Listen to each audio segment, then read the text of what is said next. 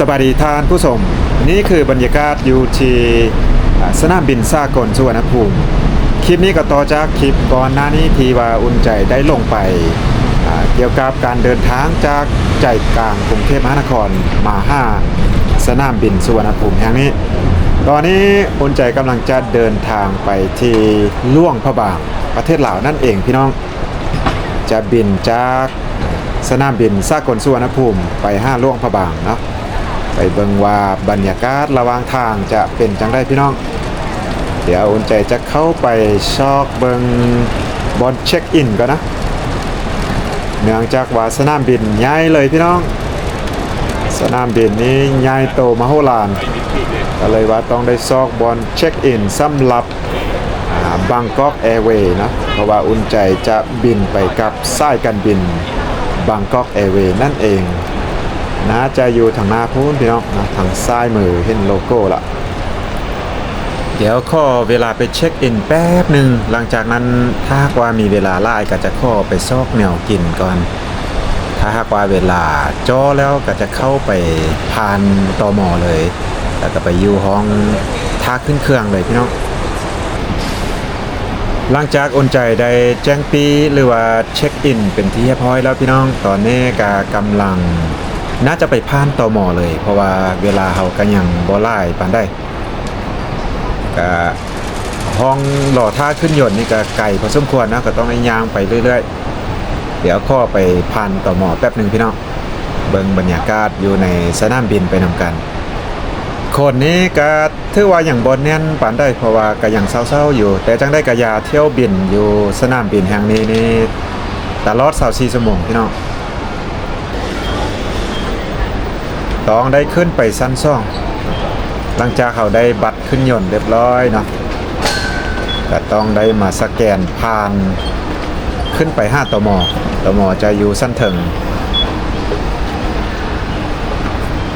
ต้องได้เพื่อเวลาไว้มาสนามบินแห่งนี้พี่น้องสนามบินง่ายแบบนี้เลยก็เป็นโล่งๆนิดนึงคนบ่หลายปานใดผู้โดยสารตอนนี้ก็ยังบ่แน่นปานใดเมื่อกี้นี้ไปเช็คอินบ่ได้รอท่าคิวเลยเพราะว่าบางครั้งที่อุ่นใจมานี่ต้องได้รอท่าคิวยาวๆรอบนี้บ่มีคิวเลยหลังจากผ่านตม.เข้ามาทางในก็จะมีห้านแบบนี้แหละพี่น้องเป็นเครื่องของล่าย่างเลยเพราะว่าตม.เมื่อกี้เป็นเขตห่วงห้ามเป็นบ่อนุญาตให้ถ่ายเด็ดขาดเนาะตอนนี้เราเข้ามาน่าจะไปเรื่อยๆพี่น้องยังอยู่ไกลพอสมควรมาจุดนี้ก็มีห้านกาแฟมีห้านอาหารมีไล่เลยพี่น้อง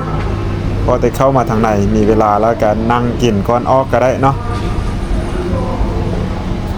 ต้องได้ลงไปสั้นลมเติมต้องได้ลงไปสั้นลมน่าจะอยู่เคสนี่แหละห้องบ่แน่ใจว่าอยู่เคสนี่บ่หรือว่าไปเติมอยู่ทางหน้าพุ่นบ่พี่น้องห้องขึ้นเครื่องเนาะขึ้นยนต์ของบางกอกแอร์เวย์แต่ละสายการบินก็จะอยู่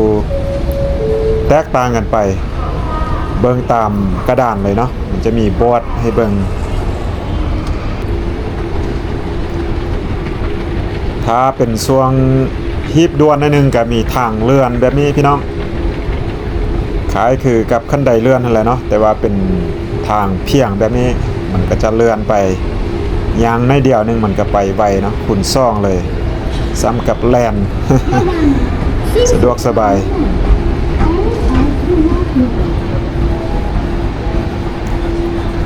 อยู่ทางหน้าพุ่นบ่หรือว่ากายแล้วเมื่อกี้นี่ลืมสังเกตพี่น้องนี่เลยพี่น้องอยู่นี่เนาะ Bangkok Airways PG 941ไปหลวงพระบางเนาะตามลูกซ่อนเลยอยู่ลมนี้ต้องเลยลงไปอีกเติมสั้นหนึ่งลงไปลมพุทธเบื้องส่งนี่คือว่าเงียบๆคือน่าจะบ่หลายปานใดผู้โดยสารมื้อนี้ที่ว่าจะบินไปหลวงพระบางพี่น้องไปเลยพี่น้องตอนนี้ได้เวลาไปขึ้นยนต์แล้วได้เวลาบอร์ดดิ้งแล้วเนาะ ผู้โดยสารนี่บ่ไล่เมื่อกี้นี้ ท่าอยู่ห้องห้องเกตห้องรอท่า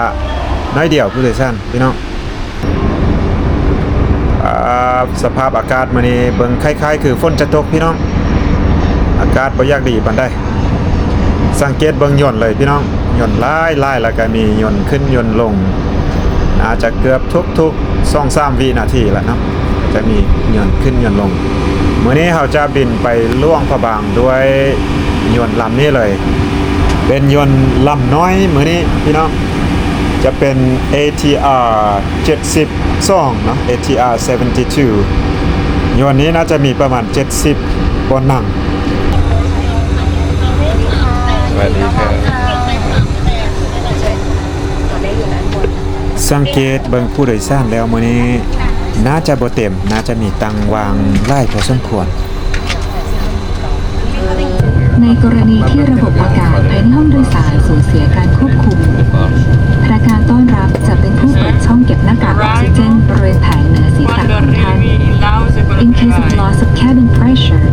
the cabin crew will help you release the oxygen mask from the panel above you.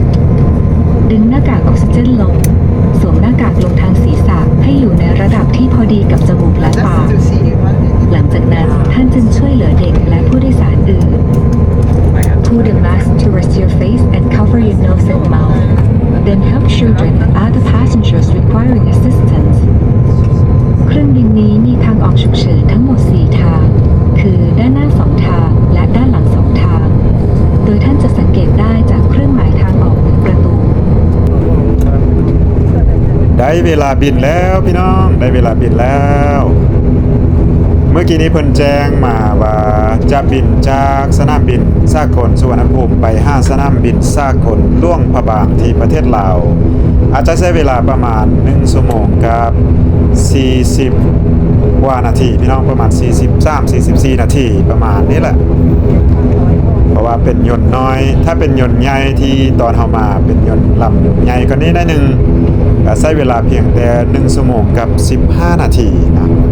อาจจะลุดลื่นกันได้หนึ่งพี่น้องหลังจากเฮามาเที่ยวอยู่ไทยได้8วันพี่น้องก็ถือว่า8วัน8คืนก็ได้เวลากลับบ้านแล้วจังได้ก็ขอบใจทุกท่านทุกๆ FC เนาะที่ติดตาม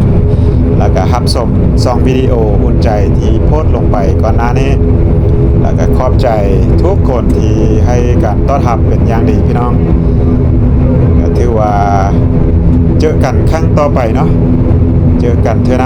น้าอุ่นใจจะกลับมาแน่นอนเนาะเมื่อวานนี้เฮาบินจากกระบี่มาพักอยู่ที่กรุงเทพมหานครแล้วก็พักอยู่ที่กรุงเทพ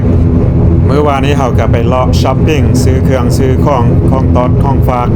เป็นครึ่งวันเลยพี่น้องทริปนี้ก็ถือว่าเป็นทริปที่โชคดีเลยพี่น้องทุกวันที่เราอยู่ในประเทศไทยบ่ว่าจะไปเที่ยวไส้กะยาโดยเฉพาะการไปเที่ยวทะเลมีแดดทุกวันเลยบ่มีฝนตกเลยพี่น้องเอ้ยไปเจอหลายคนเพิ่นก็ว่าโอ้ยสุเจ้าโชคดีแล้วเพราะว่า2-3วันก่อนที่พวกเขาไปหั่นจะมีฝนมีลมแต่ว่าสำหรับเฮารอบนี้แล้วถือว่าโชคดีเลยมีฝนเล็กๆน้อยๆแล้วก็ฝนตอนค่ำตอนคืนตอนซ้อยก็ถือว่าแดดออกมืดมื้อนี้ก็เป็นสีมืดๆได้หนึ่งรู้ว่าฝนจะห่ำกลางทางบ่พี่น้อง แต่ว่าสภาพอากาศก็น่าจะโอเคอยู่เอาจะบินจากนี้ไปล่วงพระบางกับปรารถนาขอให้สภาพอากาศดีเนาะเพราะว่ายนต์นี้เป็นยนต์ลำน้อยแดคันถ้าว่ามีลมมีฝนสภาพอากาศแปรปรวนหรือว่าสภาพอากาศบ่ดีปานใดนี่ก็จะเสี่ยวหน่อยนึงเนาะเพราะว่าอุ่นใจเคยมีประสบการณ์ขี่ยนต์ไปแล้วสภาพอากาศบ่ดีอยู่กลางทางนี่ก็โอ้อยู่ถึงอากาศนี่พี่น้องวาบขึ้นวาบลงอยู่เนาะเสี่ยวนะเสี่ยวใส่แต่วันนี้ก็หวังว่าจะดีพี่น้องเพราะว่าผ่านมา2-3ไฟที่เฮาบินก็ดีทุกมื้อเลยดีทุกวันเลย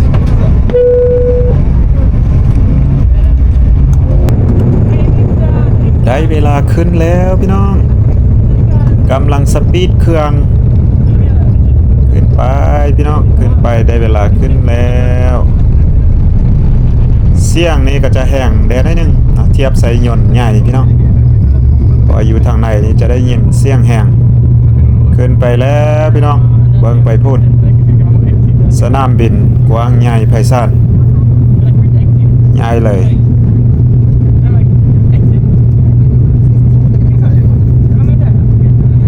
สมกับว่าเป็นสนามบินที่ว่าใหญ่สุดแห่งหนึ่งอยู่ในภูมิภาคอาเซียนเนาะเด้อพี่น้อง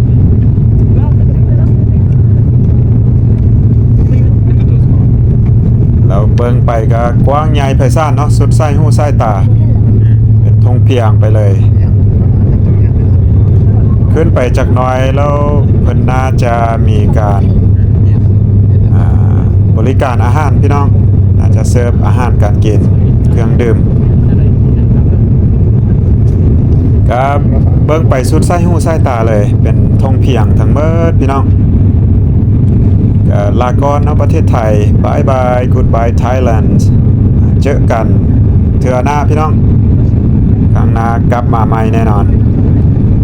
บินเข้าขี้เฟือละพี่น้องตอนนี้ก็เฮาบินอยู่เหนือขี้เฟือละพี่น้องสภาพอากาศอยู่ถึงนี่ก็ดีเลยเห็นแดดเนาะเห็นแดดกระเซี่ยวหน่อยนึงตอนเวลาบินผ่านขี้เฟือขึ้นมาอยู่สั้นถึงพี่ก็จะมีการกระตุกหน่อยนึง แต่ว่าขึ้นมาถึงพี่ดีเลยอากาศพี่น้องมีแดดจางปาง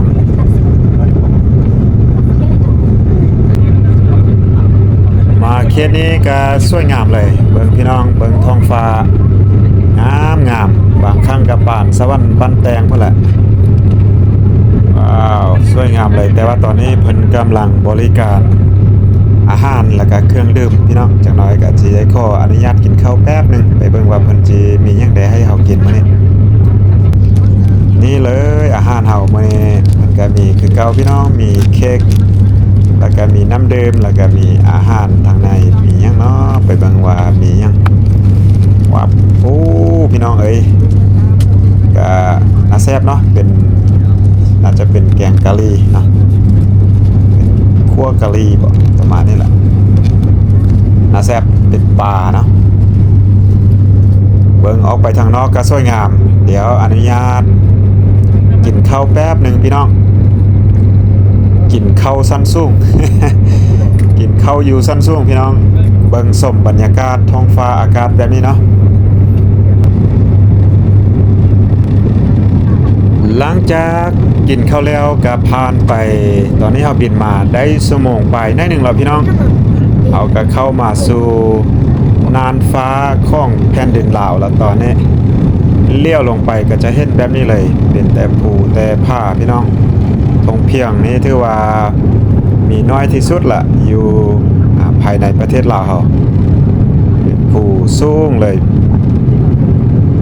สภาพอากาศนี่ก็ยังโอเคอยู่ยังดีอยู่พี่น้องตอนนี้เราเข้ามาน่านฟ้าเขตหลวงพระบางเป็นที่เรียบร้อยไปเบิ่งว่าภูสูงเท่าไรพี่น้องเถอะภูเบิ่งความสูงขนาดว่ายนต์บินบักสูงๆนี่ก็ยังเนาะเห็นภูแบบนี้เลยตอนนี้ยนต์กำลังมา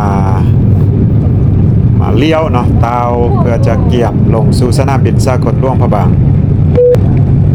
ที่เห็นภูผ้าเนาะภูผ้าอยู่ทางหน้าพุ่นเป็นปากอู่พี่น้องปากอู่ก็คือจุดแม่น้ำอู่ไปสิ้นสุดใส่แม่น้ำคลองนั่นเองจะเห็นภูสูงๆตัวนั้นโถพี่น้องก็มีให้ป้องประชาชนเนาะไล่เลยอยู่เขตภูเนื่องจากว่าเขตนี้เป็นเขตกสิกรรมก็คือว่าเขตที่ประชาชนอาศัยแล้วก็ปลูกพืชปลูกผักปลูกข้าวต่างๆเนื่องจากว่าบ่มีทงเพียงให้เฮ็ดนามันก็เลยว่าใส่ผูกแบบนี้เนาะเพื่อปลูกข้าวอยู่ถึงผูกเพิ่นเอิ้นว่าข้าวไห้นั่นเองทุกๆปีก็จะมีแบบนี้ไล่เลยพี่น้องบางผูบางหน่วยเนาะผูบางหน่วยนี่ถือว่าจะเกือบบ่เห็นต้นไม้เลยจะทางปลูกข้าวแล้วก็มีสาลี ปลูกข้าวปลูกสาลีปลูกพืชต่างๆที่ว่าสามารถกินได้หั่นแหละพี่น้องแต่หลักๆก็จะเป็นไฮเข้าหั่นแหละเพราะว่าบ่มีบ่อนเพียงให้เฮ็ดนามีก็จะน้อยสุดพี่น้องว้าวที่เห็นอยู่ทางหน้าโพ้นนั่นจะเป็นแม่น้ำคลองเพราะว่าหลวงพระบางนี้จะตั้งอยู่ติดแม่น้ำคลองเลยล่ะสนามบินก็อยู่ใกล้ๆกับแม่น้ำคลองว้าวสีน้ำก็เริ่มขุ่นแล้วพี่น้องนั่งหลังจากฝนลงมาไล่หาพอสมควรเพราะว่าก็เริ่มเข้าหน้าฝนอย่างเป็นทางการแล้วช่วงนี้ก็มีฝนไล่ขึ้นแม่น้ำลำเซต่างๆก็เริ่มสูงขึ้นแล้วเนาะตอนนี้แม่น้ำคลองก็ถือว่าสูงขึ้นพอสมควรเบิ่งสีน้ำก็คุ้นๆแล้วพี่น้อง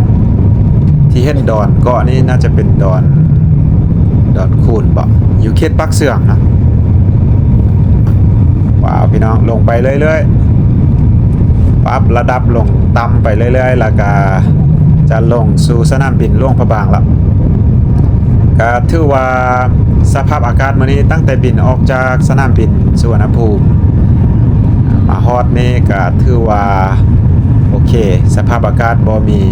การปั่นป่วนแปรปรวนหยังเนาะสภาพอากาศดีก็เลยว่าเฮ็ดให้บินแบบสบายเลยพี่น้องสมูทเลยเนาะตามลงไปเรื่อยๆโอ้จุดนี้เห็นจะเป็นทางรถไฟเนาะพี่น้องขั้วรถไฟแล้วก็เป็นแม่น้ำคลองอีกแม่น้ำคลองตอนนี้ถือว่าลงตามสุดๆแล้วพี่น้องตามสุดๆละไกลจะแตะพื้นแล้ว ตามลงไปเรื่อยๆเห็นบ้านเห็นเหือนประชาชนแล้วพี่น้องหลวงพระบางว้าวแวบลงไปย้อนนี้มาแลนดิ้งทางหัวเมืองเนาะถ้าแลนดิ้งอีกทางหนึ่งจะผ่านเมืองหลวงพระบางลงไปพี่น้องถือว่าลงฮอดสนามบินสากลหลวงพระบางอย่างปลอดภัยเลยเนาะสวัสดีสารแนะนำท่านมาถึงท่าอากาศยานนานาชาติหลวงพระบางเรียบร้อยแล้วค่ะ เวลาท้องถิ่นในขณะนี้คือ 11:51 นาทีค่ะ ซึ่งเป็นเวลาเดียวกันกับประเทศไทยค่ะ ขอความกรุณานั่งประจำที่พร้อมทั้งรัดเข็มขัดนิรภัยจนกว่าเครื่องจะตอบสนิทและสัญญาณแจ้งรัดเข็มขัดดับลง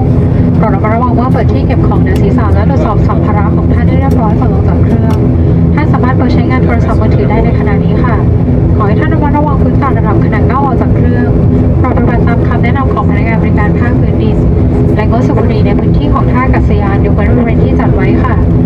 ในนามของสายการบินบางกอกแอร์เวย์และสายการบินร่วมกัปตันสรุปและลูกเรือทุกคนขอบพระคุณที่ท่านใช้บริการของเราและหวังเป็นอย่างยิ่งว่าจะได้ต้อนรับท่านอีกในโอกาสต่อไปที่สุดแห่งการบริการด้วยใจเพื่อคุณบางกอกแอร์เวย์ HSBC Boutique Airline ขอบพระคุณค่ะ Ladies and gentlemen, we have now landed at Luang Prabang International Airport.